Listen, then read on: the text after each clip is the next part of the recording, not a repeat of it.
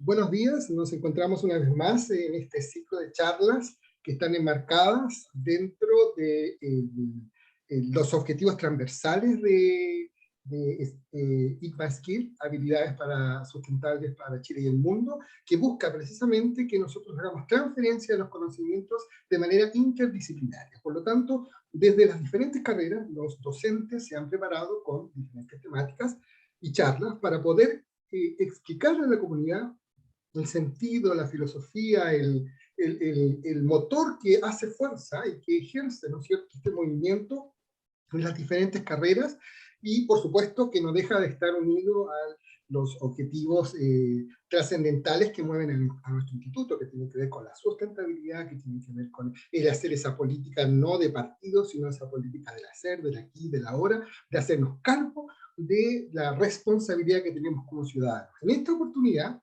contamos con la presencia de nuestra docente, Pamela Santander Andrade. Ella hace clases en la carrera de Medio Ambiente y en Construcción Sustentable. Ella es ingeniera civil en Geografía y magíster en Gestión de la Sustentabilidad. Desde su especialidad, por supuesto, ella nos va a presentar una charla que se denomina Economía Circular en los Residuos de Construcción. Pamela, bienvenida, ¿no es cierto? Y te voy a dar el pase para que tú puedas presentar tu charla. Muchas gracias, Cristian. Bueno, buenas tardes a todos y a todas. Ya, la presentación que tengo para hoy día la he titulado Economía Circular en los Residuos de la Construcción, atendiendo a los ramos, a las temáticas que hago yo en el instituto y haciendo una mezcla de aquellas temáticas, y porque también son temas que están bastante actuales, ¿cierto? En lo que es todas las gestiones, sobre todo por lo que tiene que ver con la ley de reciclaje, o la ley REP que se llama, ley 19.920. Entonces, la siguiente presentación un poco va a dar antecedentes bastante básicos y basales para lo que tiene que ver con la implementación de una nueva forma de gestionar los residuos, y en este caso los residuos sólidos provenientes de la industria de la construcción y la demolición. ¿Ya?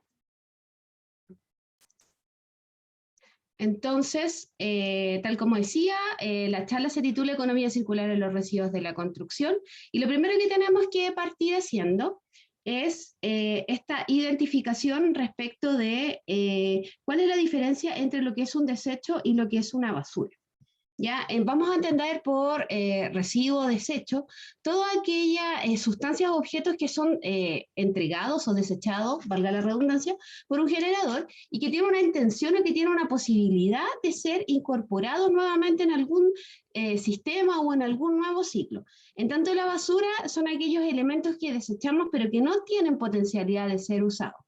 ¿Ya? Entonces es importante tener esa diferencia, ya, porque cuando hacemos economía circular vamos a entender que vamos a estar trabajando con residuos, ya, porque como vamos a ver en la pirámide de la jerarquización de los residuos, vamos a entender que los residuos van a poder entrar a un nuevo proceso productivo, siendo esto valorizado. ¿Ya? Comentar que hoy día hay un nuevo paradigma respecto a la gestión de residuos, porque anteriormente, cuando no existía la ley REP o cuando no había la intención de quizá incorporar esta economía circular a los residuos de la construcción, lo primero que uno tendía a hacer es a tratar de eliminar. Había una lógica bastante lineal respecto de lo que era consumo, lo que era producción, consumo y desecho. Entonces, hoy en día se ha querido y se está trabajando en hacer un cambio en esta lógica y poder establecer como mayor parte de la pirámide la prevención. ¿Ya? La prevención y como última instancia la eliminación. Si ustedes visualizan acá en el dibujo que tenemos, hay una inversión de la pirámide. Ya se invierte la pirámide y quedando en la parte central es todo lo que tiene que ver con valorización asociado a la reutilización, al reciclaje y a la valorización energética. Entonces, en virtud de esta nueva forma de ver y de gestionar los residuos, se camina hacia una economía circular, ¿ya? En la cual los residuos ya no van a un destino final, ya no van a ir a un vertedero, sino que van a entrar a un nuevo ciclo de vida, sea esta en una reutilización o un reciclaje, o siendo una materia prima para hacer una valorización energética, si es que se puede, ya porque no todos los residuos son factibles de valorizarlo energéticamente. ¿Ya? Entonces, esta es la nueva forma o este es el nuevo paradigma que se tiene hoy día de la gestión de los residuos. ¿Ya? Vamos a llamar entonces a esto la gestión sustentable de los residuos, en este caso sólido. También como base quizá y como cultura general entender que cuando nosotros identificamos residuos podemos identificar de acuerdo a tres aspectos o tres categorías básicas. Lo primero es la fuente de origen, lo segundo la biodegradabilidad y lo tercero según sus características. Ya estos aspectos o estas características que yo les estoy mencionando tiene que ver con cuando queremos hacer gestión de residuos en general transversal en los residuos sólidos. Ya tenemos que hacer esta identificación previa porque dependiendo de la tipología de residuo que tenemos, y las características de su biodegradabilidad y las características de su peligrosidad, va a ser cómo lo gestionamos finalmente. Es muy probable, por ejemplo, que hoy día nosotros veamos residuos peligrosos que no son potencialmente reutilizables porque tratar una peligrosidad de un residuo resulta o más caro, o más difícil, o poco eficiente. Por lo tanto, gran parte de los residuos que hoy día son sometidos a una economía circular, digamos, que pueden ser considerados como residuos nuevos para ser incorporados en un nuevo proceso productivo, ser reusados, son los que tienen una característica de biodegradabilidad. ¿Ya? Eso generalmente residuos que tienen características de orgánico. ¿Ya? Inorgánicos también, pero principalmente que sean inertes, que no sean peligrosos. ¿Ya? Eso también en términos generales para poder tener una visión preliminar de cuáles son las tipologías de residuos que yo tengo y cómo voy a poder hacer gestión de esos residuos. Bueno, dentro de los residuos de la construcción se califican dentro de los residuos que son industriales, porque los residuos industriales son cualquier materia prima que se ha descartado después de un proceso industrial o semi-industrial. Y casi todos los residuos de la construcción son materialidades que vienen post la generación de un proceso productivo. Pensemos en los PVC, pensemos en los volcanitas, pensemos en ladrillos, todos tienen que ver con un proceso productivo. Por lo tanto, dentro de la categoría de residuos, los residuos de la construcción vendrían a categorizarse como residuos industriales. Ya, no obstante que tienen su característica más específica de llamarse residuos de la construcción y de la demolición. Los residuos de la construcción y de la demolición son los residuos resultantes de las actividades de la construcción que por lo general no representan un problema desde el punto de vista sanitario. O sea, tal como yo lo mencionaba, en esta caracterización de poder identificar qué tipo de residuo yo tengo, puedo decir que el residuo de la construcción es un residuo inerte, o sea, un residuo que generalmente no reacciona. No reacciona como por ejemplo los residuos orgánicos, que al estar expuesto a calor, al estar expuesto a humedad, ¿cierto? Puede lixiviar, se puede generar alguna reacción, o por ejemplo residuos que son inflamables, que están en contacto con calor, pueden generar también algún aspecto de peligro. Entonces, en general, no todos, por supuesto, hay que ir viendo cada uno de los residuos, pero las tipologías de los residuos de la construcción se generan inertes. Entonces, desde esa perspectiva, no presentan mayor peligrosidad para la salud. ¿Ya? Y no están asociados a un tratamiento o un pretratamiento previo a su disposición final que sea tan compleja. Sin embargo, los residuos de la construcción presentan otra problemática que la vamos a ver más adelante, que tiene que ver con su volumen. ¿Ya? Y con la cantidad, cuando son bien acopiados, por supuesto, la cantidad de superficie que se requiere en el sitio del relleno sanitario en el cual va a ser dispuesto. Entonces tienen esa característica. Con respecto al tema de la construcción tiene una relación súper directa con el desarrollo económico. Siempre yo a los alumnos les explico que por lo general la construcción viene a ser un parámetro del PIB y como para indicar cómo está el nivel de la economía. En la medida que hay una buena economía, siempre el rubro de la construcción está aumentando. Por lo tanto, podríamos decir que tenemos como una relación directa entre el aumento de la construcción, las mejoras en las condiciones económicas, aumentos de las construcciones y por ende un aumento en la generación de los residuos de la construcción, ¿ya?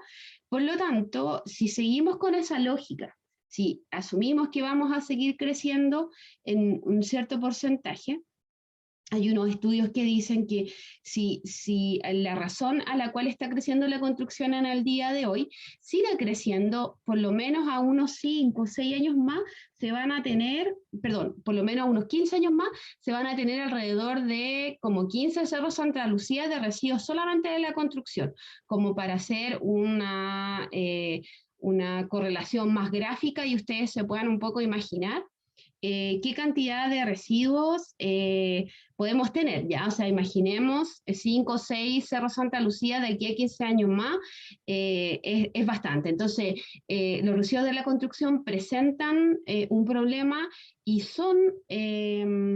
es necesario que deban ser tratados, es necesario que deban ser incorporados dentro de la ley de reciclaje porque no son considerados todavía un producto prioritario que se llaman así en la ley de reciclaje. Entonces es necesario que estos productos sí sean incorporados ahí, ya por toda esta problemática que yo le estoy explicando que genera. Bueno, algunas características del sector que hablan también lo que yo les decía, que tiene que ver con la importancia del sector, porque si bien, y esto lo hablamos también cuando hablamos del concepto de sustentabilidad, en el cual tenemos que orientar nuestros procesos productivos y orientar nuestro crecimiento económico de tal modo que sea compatible con el medio ambiente y también compatible con la comunidad. Entonces, en esta lógica, desde la perspectiva económica, el sector de la construcción aporta mucho, pero debemos hacer este equilibrio en el sentido de que sea un sector constructivo sustentable, que sea un sector constructivo en el cual pueda generar los menores impactos ambientales positivos y a la vez pueda tener, ¿cierto?, menores externalidades respecto de lo que sucede con la ciudadanía. Entonces, aquí tenemos algunos parámetros, ¿cierto? Dice que hay 30.000 empresas relacionadas con el rubro de la construcción, ya en donde trabajan 695.000 personas aproximadamente. Esta estadística está al 2017, es probable que con la pandemia, que es una situación muy especial, por llamarla de algún modo, estos parámetros se hayan cambiado, pero hoy día podemos tener que estos valores todavía en situaciones normales, por llamarla de un modo, o situaciones no pandémicas, podrían mantenerse. Un 98% del sector de la construcción son pymes, lo que crea un 81% de puestos de trabajo en el sector y aportan a un 34% de la facturación. El rubro de la construcción aporta a un 7,1% del PIB nacional y 64% de la inversión, ¿ya? Y genera un 8,5% del empleo. O sea, en general la construcción es un rubro que está muy relacionado con el empleo. Ahora, eso no obsta lo que yo le decía, que es un sector o un rubro que tiene bastantes impactos. Primero, la generación de gases de efecto invernadero y de material particulado en un 33%, utilización de la energía, ¿cierto? Energía para la construcción de un 26%, un 34% de los residuos sólidos que se generan, y también el sector productivo constructivo es un gran consumidor de agua, ¿ya? Problema que hoy día hemos estado viendo con todo lo que tiene que ver con el cambio climático. Vamos a tener que cambiar la forma en la cual hacemos nuestra gestión. Por otro lado, como yo les decía, la problemática importante que generan los residuos de la construcción, que si bien no son residuos que reaccionen, sí tiene el problema que son voluminosos, no hay tantos lugares para disponer, pero además asocia una situación con la creación de los microbasurales. Es muy común que se vean ciertos sectores en los cuales aparece un sector en el que hay microbasurales, ¿cierto? Que se hace como una disposición espontánea respecto de la generación de basura. Entonces, eso también se genera un problema, porque al ver un microbasural se degrada el sector, ¿cierto? Se pierde la plusvalía, hay atracción de vectores, de ratones, pueden haber gases, etcétera, etcétera. Y además, al hacer este microbasural, da la sensación de que puedes tirar cualquier residuo, entonces también hay una mezcla de residuos, entonces se produce una serie de problemáticas que desde el punto de vista del tratamiento y de la gestión de residuos pueden traer problemas a la salud de la población y, como yo decía, mermas o degradaciones respecto del mismo territorio. Ya, esos son los problemas. Para tener otro aspecto, ¿cierto? U otra relación, podemos decir de que cada 0,3 metros cúbicos, perdón, mejor quedémonos con este último que es más fácil. Cada metro cúbico, por cada metro cúbico de basura hay 3,3 metros cuadrados construidos. O sea, de cada 3,3, para decirlo más fácil, cada 3,3 metros cuadrados que se construyen, hay un metro cúbico de basura generada, de basura de residuos. Por lo tanto, si nosotros pudiésemos hacer ese ejercicio de multiplicar los metros cuadrados que tiene nuestra casa, y podríamos indicar, hacer una regla de 3 y poder calcular cuántos fueron los residuos que se generaron en la construcción de nuestra casa. ¿Ya? Y eso solamente tiene que ver con construcción, no tiene que ver con demolición. Es distinto cuando tenemos un residuo de demolición, la relación es distinta. Esto solamente tiene que ver desde una construcción desde cero. Ya hay empresas que han tenido, digamos, han establecido estrategias que tienen que ver con la minimización de la generación de los residuos, estableciendo buenas prácticas, estableciendo capacitaciones a su operario, y en el fondo lo que permite hacer eso, ya tal como lo vemos en esta empresa que es la empresa Viconsa, ya que yo la uso bastante para hacer las clases y para que vean un poco lo que hicieron. Ellos lo que llevaban construido a la fecha en 2 años habían generado 20.000 metros cúbicos de residuos de la construcción más o menos. ¿Ya? Y para tener como una relación, era como llenar este sector en el cual quizás con las personas podemos referenciar cuán profundo y cuán grande es. Entonces, esta empresa hizo como un sistema de gestión en el cual empezó a poder integrar estrategias, poder implementar herramientas de gestión que pudiesen a sus operarios comprometerlo, también comprometer a los tomadores de decisiones, a las altas gerencias. Entonces, ellos lograron implementar un sistema y lograron reducir bastante sus costos, porque el costo en el transporte y en la disposición final de los residuos de la construcción es alto igual. Por lo tanto, ahí tú puedes hacer cuando gestionas los residuos de esta manera, cuando tú haces una buena práctica y tratas de hacer por ejemplo, una selección de acá el PVC, acá la madera, acá el vidrio, y quizás el vidrio lo destino a un gestor, ¿cierto? El plástico también, a una persona que haga una reutilización o un reciclaje yo me voy a estar ahorrando de tener que disponer en disposición final. Entonces, no solamente voy a estar ahorrando ese dinero, ¿cierto? Que a la larga se va a transformar no en una utilidad, sino que en un menor costo, pero a la vez también estoy generando un beneficio social.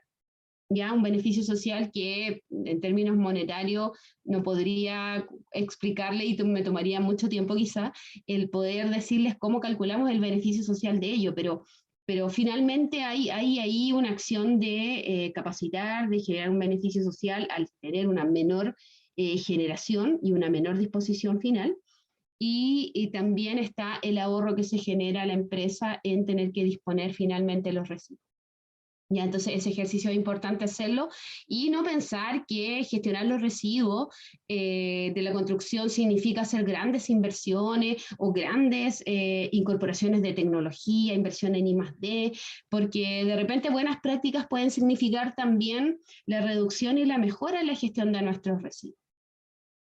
Ya, una de las estrategias que nosotros le enseñamos a los alumnos para poder hacer una gestión de los residuos de la construcción es la herramienta del análisis de ciclo de vida, ya que es una herramienta que permite poder identificar a través de los procesos. O sea, nosotros dividimos en distintos procesos, en los procesos constructivos, por ejemplo, cuando tenemos un proyecto de la construcción, en la parte idea, en la parte construcción, en la parte operación y en la parte después final de abandono o la fase de demolición. Entonces nosotros hacemos esta herramienta que trata un poco de poder identificar cuáles son los impactos ambientales que se establecen en cada una de las etapas, ¿ya? Y poder identificar en cuál etapa yo puedo hacer una mejora, en cuál etapa yo, por ejemplo, consumo más agua, en qué etapa yo puedo tener una mayor emisión de gases, en qué etapa tengo una posibilidad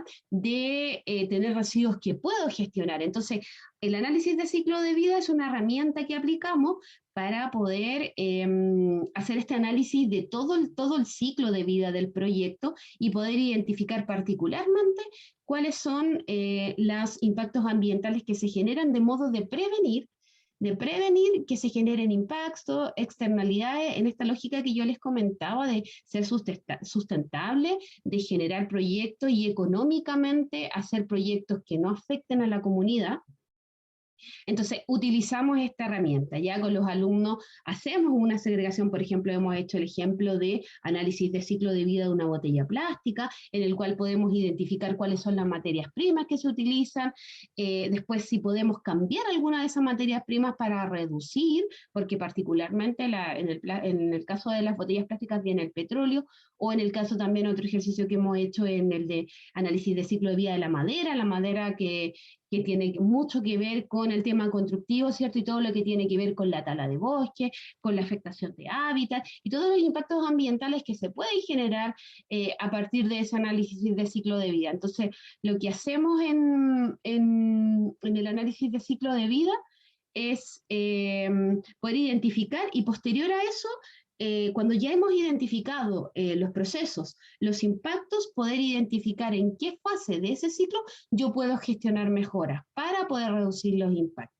Ya el análisis de ciclo de vida va desde la adquisición de las materias primas, incorpora el transporte, la distribución, la reutilización, el mantenimiento, el reciclaje y finaliza con la gestión de residuos. Un concepto que se me olvidó comentarles es que el residuo nace cuando muere el producto, ¿ya? Por eso la ley que tenemos de reciclaje hoy día se llama Ley de Responsabilidad Extendida del Productor, porque si bien está asociada a productos prioritarios, esos productos cuando finalizan su vida útil se transforman en un residuo y potencialmente pueden ser lo que yo les decía, o un residuo o una basura, ¿ya? Dependiendo de las características que tenga. ¿Ya? Entonces, volviendo al tema del análisis de ciclo de vida, es una herramienta y una estrategia que nosotros utilizamos para poder incorporar en esta visión de poder circularizar o poder establecer un análisis medioambiental para que nuestra construcción, en este caso que estamos hablando de la industria de la construcción, para que nuestra construcción sea una construcción sustentable. Ya, esas son las estrategias. Entonces, acá tenemos una gráfica que nos habla de este análisis de ciclo de vida, ¿cierto? En el cual partimos desde la perspectiva de la extracción de las materias primas, la primera instancia, o sea, analizamos desde la materialidad. Ya en la industria constructiva, por ejemplo, lo que yo decía, madera, el acero, la creación de volcanita, cuáles son los materiales que tienen. Luego vamos al proceso de las materias, cómo se procesan estos materiales y aquí se puede hacer un análisis de lo que entra y lo que sale, ¿cierto? ¿Cuáles son los materiales que entran dentro del mismo proceso productivo? ¿Cuáles son los residuos que se generan o las mermas? ¿Cuáles son los impactos al aire, al agua, al suelo que se pueden generar en este proceso productivo de los materiales? Nuevamente consideramos el transporte porque el transporte siempre va a ser una fase que debemos considerar porque el transporte está asociado a materiales particulados, a gases, a consumo de gasolina, a mantenimiento, etcétera, etcétera. Entonces el transporte es algo que no debemos dejar de lado. El aspecto de la fabricación, el embalaje, hoy día la ley de responsabilidad extendida al productor que tenemos, ley REP, incorpora como producto obligatorio, el cual vamos a tener que generar estrategias de reutilización y reciclaje, los embalajes. Por lo tanto, el embalaje es súper importante considerarlo en nuestro análisis de ciclo de vida. Luego, el uso del producto, qué tanto lo usa, qué tan corta es la materialidad. En este caso aquí en la gráfica tenemos un residuo, un teléfono que después se transforma justamente en un residuo potencialmente reciclable o reutilizable. Pero puede ser cualquier producto, la verdad es que acá está en una imagen referencial nomás. ¿Cuánto se usa? También yo le digo a los alumnos que en el caso de la construcción, por ejemplo, la materialidad es importante, teniendo en cuenta cuánto dura la materia prima que estamos usando o los materiales para construir. O sea, quizás es mucho mejor invertir un poco más en un material que te dure mucho más tiempo, que generes menos mantenciones, pero a la vez también vas a espaciar el tiempo en el cual vas a generar el residuo. Y finalmente, como yo les decía, cuando muere el producto, se genera el residuo porque finaliza su vida útil, y ahí podemos ver o que el residuo vuelva a entrar a un proceso productivo, puede ser el mismo, puede ser otro diferente, o simplemente si no es potencialmente reciclable, no sería posible y tendría que ir a una disposición final. Eso es una realidad. No todos los productos que llegan al fin de su vida y que se transforman en residuos son potencialmente reciclables. Como decía, cuando son peligrosos, cuando tienen algún tipo de toxicidad, generalmente se hace muy complicado. Bueno, aquí tenemos, como les decía, una gráfica de lo que tiene que ver el análisis de ciclo de vida desde la norma que regula el análisis de ciclo, la ISO 14040, ya con el análisis, con todo lo que tiene que ver la etapa del ciclo y los análisis de los impactos ambientales que yo un poco les estuve comentando, que parten el uso del recurso y finalizan la generación de los residuos. Y finalmente, como para ir cerrando y contarles qué está pasando con los residuos de la construcción en el país, bueno, Construye 2025, que es perteneciente a la Corfo y que trabaja con Ministerio de Obras Públicas, Ministerio de Vivienda y Urbanismo, ya elaboró la verdad es que elaboró una hoja de ruta en la cual pretende hacer un tratamiento de los residuos de la construcción, poder establecer normativa, poder establecer estándares, poder establecer estrategias, ¿cierto?, para que los residuos de la construcción se puedan controlar un poco más. Y para ello, Construye 2025 estableció ejes estratégicos de trabajo para poder tratar estos residuos, en el cual apunta a la industria desde la perspectiva de una industria más productiva, una industria que produzca edificaciones sustentables. Sabemos que hoy en día hay certificaciones que tienen que ver con sustentabilidad, pero no es algo obligatorio, no todas las empresas constructivas incorporan materialidades que sean sustentables. Entonces también es un eje estratégico a trabajar. Otro eje importante tiene que ver la incorporación de la innovación y los estudios, la tecnología, la innovación, porque si queremos hacer gestión, si queremos hacer economía circular, es súper importante que estemos conociendo qué se está haciendo afuera, cómo se están tratando los residuos de la construcción. Y finalmente, una industria que desarrolla servicios y productos de talento exportable, o sea, ser un líder en ese sentido, respecto de los productos que estamos generando. Y para ellos, ¿cuáles eran los tópicos que vamos a tener que trabajar? Bueno, el capital humano desde la perspectiva de incorporación de la comunidad, pero también el poder entregar herramientas a los operarios, a la gente que construye, a los mismos ingenieros, a los mismos técnicos que estudian en el ITMA, ¿cierto? Los técnicos en construcción sustentable, para que tengan estas estrategias y estos conocimientos para poder implementar en la construcción. La alianza público-privada, que tiene que ver con poder establecer estrategia y, como decía yo, alianzas para poder complementar y hacer, digamos, concretizar esta estrategia de reutilización de los residuos de la construcción, generar institucionalidad, que todavía no hay un instituto tecnológico, por ejemplo, que determine materialidades o que establezca metodologías de construcción sustentable, etcétera. Generar un seguimiento, una trazabilidad respecto de si efectivamente los residuos están siendo circularizados o no. Generar marco regulatorio. Hoy día el marco regulatorio es disperso, la gestión de residuos tiene mucha normativa, ya, pero ninguna específica para residuos. Por lo tanto, hoy día ni siquiera tenemos una definición muy clave de lo que significa un residuo de la demolición o un residuo de la construcción. Y la generación de estrategias, ¿cierto?, para poder motivar, para poder fomentar la generación de empresas, como mostramos ahí Viconsa, que puedan implementar sistemas de gestión que hagan más sustentables sus construcciones.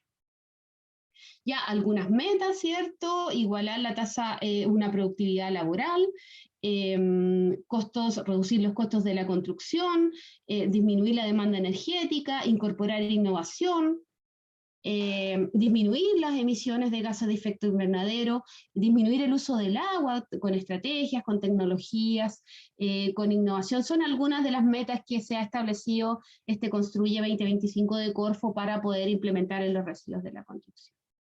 Y finalmente, algunas brechas que vemos hoy día en lo que tiene que ver los residuos de la construcción. La verdad es que aquí yo listo bastantes, pero creo que hay brechas que tienen que ver con la institucionalidad, que es un eje en el cual se va a trabajar. Hay brechas que tienen que ver con la trazabilidad. Hoy día no hay un registro de cuántos residuos de la construcción se generan, para poder tener una línea base, un conteo inicial y generar una estrategia de decir, ya, perfecto, si generan 100 toneladas año, 100.000 toneladas año de residuos de la construcción, vamos a disminuir el primer año un 20%, el tercer un 30%, establecer metas progresivas, porque no se tiene esa línea de base. Entonces es importante contar con ese valor. La normativa, que es la normativa dispersa, muy, muy dispersa, y eso finalmente el tener mucha normativa y normativa dispersa desmotiva también a los constructores, a las empresas contratistas o constructoras, porque se genera como un enredo respecto de qué tengo que cumplir, qué no tengo que cumplir. El establecimiento también de empresas que puedan reutilizar y reciclar los residuos de la construcción, que exista ese mercado, una mano de obra capacitada, el tener la institucionalidad, la alianza público-privado, todos esos ejes ejes estratégicos que decíamos que se habían establecido en el trabajo del Construye 2025, derivan de algunas brechas también que se levantaron en todo el proceso donde se hizo el análisis de los residuos de la construcción y de la demolición. Entonces, en resumen, para finalizar, tenemos un problema, tenemos residuos que se generan, tenemos una situación de que son residuos con mucho volumen, residuos que tienen también a veces un desconocimiento en cómo se pueden tratar, que no es necesario tener o implementar grandes estrategias tecnológicas, no obstante que la innovación y la tecnología es importante. No es necesario quizás invertir mucho, buenas prácticas también son instancias para poder gestionar los residuos. Y finalmente tener claro que todos los problemas de residuos, no solamente los residuos de la construcción, casi siempre van a derivar en problemas que tienen que ver con la salud pública. Y a eso se los dejo como cierre de la presentación. Así que eso sería mi presentación respecto de los residuos de la construcción y de la demolición desde una perspectiva de la economía circular. Pamela, bueno, primero agradecerte el detalle, ¿no es cierto?, la preocupación y la claridad con que has presentado un tema tan importante como este, porque lo evidente es cómo, ¿no es cierto?, hacemos y logramos que el progreso esté, ¿no es cierto?, equilibrado con el cuidado del medio ambiente. ¿Cómo logramos, ¿no es cierto?, progresar, pero también preocuparnos del medio ambiente y preocuparnos de lo que está sucediendo, preocuparnos del lugar donde construimos, con qué construimos y qué hacemos con los desechos de lo que estamos construyendo y lo que estamos armando y construyendo, porque eso va a generar un desecho, tal y como decías tú. Me imaginaba 2 cerros, 3 cerros, 4 cerros, hasta te decía de diseño, vamos a tener que hacer trekking para allá, vamos a tener que hacerlo, ¿cierto?, caminar para ese lado, si no nos preocupamos. Bueno, dentro de esa dinámica hay una pregunta que destaca, ¿no es cierto?, y que me gustaría que tú pudieses responderla. La pregunta es si el país o la industria de nuestro país está preparada para implementar esta economía circular que tú nos estabas comentando de los residuos de construcción. Ya, Gracias por la pregunta, Cristian. Sí, mira, dentro de las brechas yo creo y que es importante responder esa pregunta, se levantaron varios aspectos que tienen que ver importantes, pero yo creo que la preparación, o sea, la respuesta es creo que no está totalmente preparada todavía, porque una de las cosas importantes que falta y que es algo que pareciera muy simple, pero en la práctica no es tan simple, tiene que ver con la integración del conocimiento y también del compromiso de las altas gerencias, de las autoridades. Muchas veces a mí me tocó trabajar en una tesis, ¿cierto?, de los residuos de la construcción y me tocó hacer entrevistas a gerentes y no tenían idea de lo que era reutilización, reciclaje. Entonces, en la medida de que las cabezas, por decirlo de una manera, no están concientizadas y no están involucradas, cuesta mucho que para abajo las personas puedan hacer esa acción también, porque uno tiende a esperar que sean las cabezas las que den que demuestren, ¿cierto? Y que den el ejemplo respecto a lo que yo tengo que hacer. Entonces, gestión del conocimiento creo que es algo súper importante que hay que hacer, y por eso es importante que nuestros profesionales tengan estas herramientas, porque pueden ser ahí importantes gestores, ¿cierto? Y elementos para hacer cambios. Y segundo, yo creo que tiene que haber más involucramiento de parte del Estado, y el Estado también como rol cautelador y cabeza también tiene que generar más obligaciones respecto del tema en la normativa, en exigir que los proyectos públicos ya tengan aspectos de sustentabilidad, que traiga reutilización de reciclaje en todos los proyectos públicos. Entonces, a la medida también que el Estado dé el ejemplo, también va a haber una motivación de parte de los privados, porque yo creo que eso falta para que la industria esté preparada.